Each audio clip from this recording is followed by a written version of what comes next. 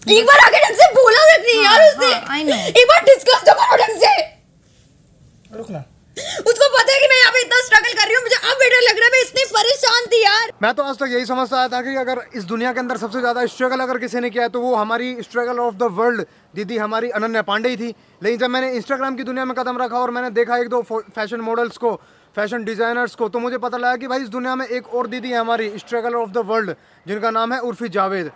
भाई जब मैंने इनके बारे में सुना और मैंने स्ट्रगल देखा ना इनका, तो मेरी तो मिलो भाई उर्फी जावेद से। दूसरे नंबर पे आती है हमारी दीदी जो इस दुनिया में सबसे ज़्यादा स्ट्रगल किया है। पहले नंबर पे अब भी अनन्या पांडे ही है। तो भाई इन दीदी ने अपने करियर की शुरुआत तो मुझे पता नहीं कब की थी और कब इनका करियर खत्म हो गया, लेकिन अपने करियर में टीवी सीरियल्स और एक दो ओल्ड बालाजी पे वेब सीरीज़ करने के बाद जब इन्हें पब्लिसिटी नहीं मिली तो भाई हर किसी जो भी बंदा होता है इस इंडस्ट्री के अंदर उसके पास एक ही ऑप्शन बच जाता है, बिग बॉस। अगर बच्ची कुछ अगर वो इमेज अपनी सुधार लाए या फिर पब्लिसिटी अगर पा सकता है तो वो एक ऑप्शन है बिग बॉस। तो हमारी दीदी गई बिग बॉस के अंदर और वहाँ पे उन्होंने जो किया वो ये है। ऑलराइट, तो फॉलो करते हैं आप? नहीं, फॉलो नहीं करते, करते हैं। इन्होंने कहा कि स्टॉक करते हैं आप। स्टॉक नहीं करता, एक्सप्लोर पे तो 50 लोगों की फोटोज आ जाती हैं, गधे घोड़े भी आ जाते हैं। बिग बॉस के हर दूसरे कंटेस्टेंट से बेइज्जती करवाने के बाद और बिग बॉस से पहले ही वीक के अंदर आउट होने के बाद जो इनकी निंजा टेक्निक थी, जो सोच के ये गई थी बिग बॉस के अंदर वहाँ पे पब्लिसिटी लेके आने की जो निंजा टेक्निक थी, वो जब कामयाब नहीं हुई तो भाई इन्होंने भी वही किया जो दिल्ली और मुंबई का हर दूसरा छपरी कर रहा है। इंस्टाग्राम के ऊपर आके इन्होंने अपने टैलेंट का प्रदर्शन किया। अब मैं दिखाता हूँ तुम्हें इनका टैलेंट, और जब तुम देखोगे इनका टैलेंट तो भाई तुम्हारी गांड फट जाएगी। तो चलो दिखाते हैं तुम्हें इनका टैलेंट और दिखाते हैं इनकी क्रिएटिविटी। चलो तो फिर वीडियो को शुरू कर लेता है। चलो भाई देखो अब मैं क्या करता हूँ। थोड़ा आगे आ जाओ उर्फी जी। भाई मुझे नहीं पता इन लोगों के अंदर इतना कॉन्फिडेंस कहाँ से आता है। यहाँ साला अगर कोई कपड़े वपड़े फटफुट जाए ना हल्के फुल्के भी, तो यहाँ साला घर से बाहर नहीं निकला जाता, और ये साले इस तरह के कपड़े पहन के खुले आम घूम रहे हैं मुंबई की सड़कों पे। वो सारी बातें साइड में रखते हैं भाई, ये इनका कॉन्फिडेंस है। देखो कॉन्फिडेंस इंसान के अंदर जितना होता है वो उससे उतना ही आगे लेके जाता है। वो इनकी पर्सनल चीज़ें इन्हें साइड में रखते हैं। अब बात करता हूँ मैं इन दीदी की। तो भाई ये दीदी है एक फैशन डिजाइनर, मतलब वो सारा जो तुम्हें बताया था बिग बॉस करने के बाद जब इन्हें कोई और ऑप्शन नहीं मिला तो भाई इन्होंने अपना इंस्टाग्राम पे ये सारे रन इन्होंने स्टार्ट कर दिए। तो भाई कुल मिला के अब ये करती है कि अगर तुम्हारे घर में कोई भी बेड शीट हो, कोई पुरानी टी शर्ट हो जो छोटी हो गई, या फिर तुम बड़े हो गए, या फिर टी शर्ट भी बड़ी हो गई, तुम छोटे हो गए, ठीक है वो सब हो गया, और या फिर कोई साड़ी है, कुछ भी है जो तुम्हारे काम में नहीं आ रही, उन सब चीज़ों को रीयूज करके फाड़ फूड़ के काट पीट के तुम दोबारा एक मस्त सेक्सी सी उससे डिज़ाइन मतलब कैसे बना सकते हो एक ड्रेस खतरनाक वाली, तो वो ये बताती है। तो दिखाता हूँ तुम्हें इनकी कुछ खतरनाक ड्रेसेस और इनका उन ड्रेस को पहन के चलने का कॉन्फिडेंस।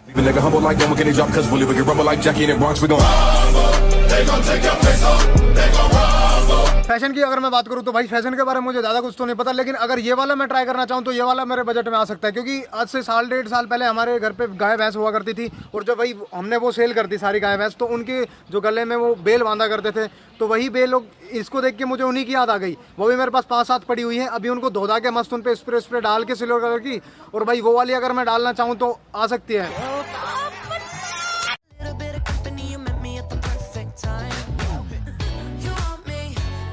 अच्छी खासी ड्रेस की माँ बहन कैसे की जाए मिनट के चौथे हिस्से में, ये इन दीदी से सीखो। मतलब मुझे नहीं पता भाई इसे शर्ट स्कर्ट मतलब स्कर्ट या फिर शॉर्ट्स जो भी कहते हैं मुझे नहीं पता। वैसे भी लड़कियों की ड्रेस और लड़कियों में मुझे ज़्यादा इंटरेस्ट और नॉलेज दोनों नहीं है। तो भाई कुल मिला के ये जो भी था बढ़िया लग रहा था, ठीक ठाक लग रहा था। और अगर तुम्हें बढ़िया नहीं लग रहा था तो भाई किसी लड़की को या किसी को भी दान दे देते, कोई तुम्हें दुआ देता, तुम्हारे भगवान से प्रार्थना करता कि थोड़ी बुद्धि दो तुम्हें भगवान, लेकिन नहीं, उसे काट पीट के उसकी ऐसी की तैसी कर दी। अब वैसे तो हमारी उर्फी दीदी मुस्लिम है, लेकिन ये इस्लाम धर्म को उतना ही फॉलो करती है, उतना ही मानती है जितना कि बॉलीवुड और ये पूरी इंडिया राखी सावंत को एक्ट्रेस मानते हैं।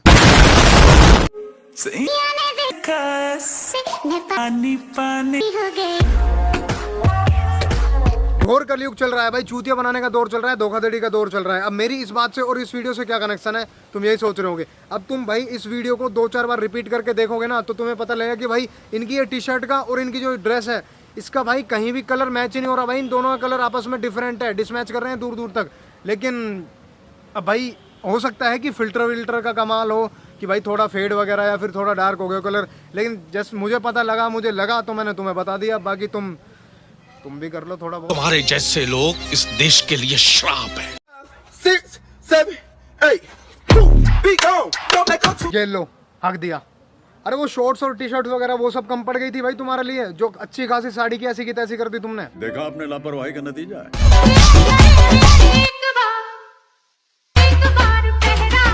वाओ, दीदी ने एक और ड्रेस बना दी। अब तुम क्या सोच रहे हो कि ये जिस कलर की टी शर्ट है उस कलर की ड्रेस बनी है। भाई ऐसा कुछ नहीं है।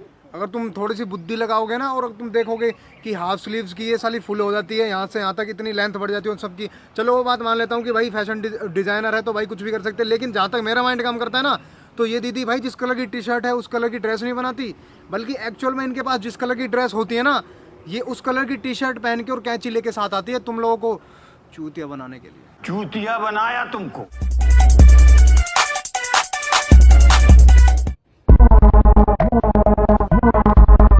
चलो मान लेते हैं तुम्हारे अंदर टैलेंट है पब्लिक को चूतिया बनाने का, और मान लेते हैं कि भाई तुम एक बहुत अच्छी फैशन डिजाइनर हो, और ये भी मान लेते हैं कि एक टी शर्ट के अंदर तुम भाई 3-3 कपड़े बना सकती हो, ऊपर का भी तुम्हारा ये जो टॉप वगैरह जो भी से कहते हैं वो भी, और ये स्लीव्स भी तुम्हारी यहाँ से यहाँ तक हो गई। जो यहाँ से यहाँ तक आती थी सिर्फ हाफ आती थी, अब वो साली यहाँ से लेके और नीचे तक हो गई। ये भी मान ली मैंने, ये सब कर सकते हो तुम, लेकिन हमें चूतिया थोड़ी बना सकते हो भाई। साले मजाक बना के रखते हो, भड़वा समझे है क्या? आखिरकार हमने भी ITS की डिग्री कर रखी है। ITUS? इसकी टोपी उसके sir. T shirt, shorts, skirts, bed sheets और साड़ी वगैरह इन सब की वहाँ बैन करने के बाद दीदी के पास एक चीज़ बच गई, और वो खुद की नहीं, वो भाई इनकी लेडीज़ कम्युनिटी की नहीं, वो बची बॉयज़ की। हमारे पास अपने नग्न शरीर को ढकने के लिए सिर्फ एक ही वस्त्र था, ये शर्ट, जिससे हम ठीक ठाक मतलब पहन लेते हैं इसे। भाई बॉयज़ के पास ये होती है शर्ट, अब इसकी भी वहाँ बैन करने के लिए उतर गई हमारी दीदी।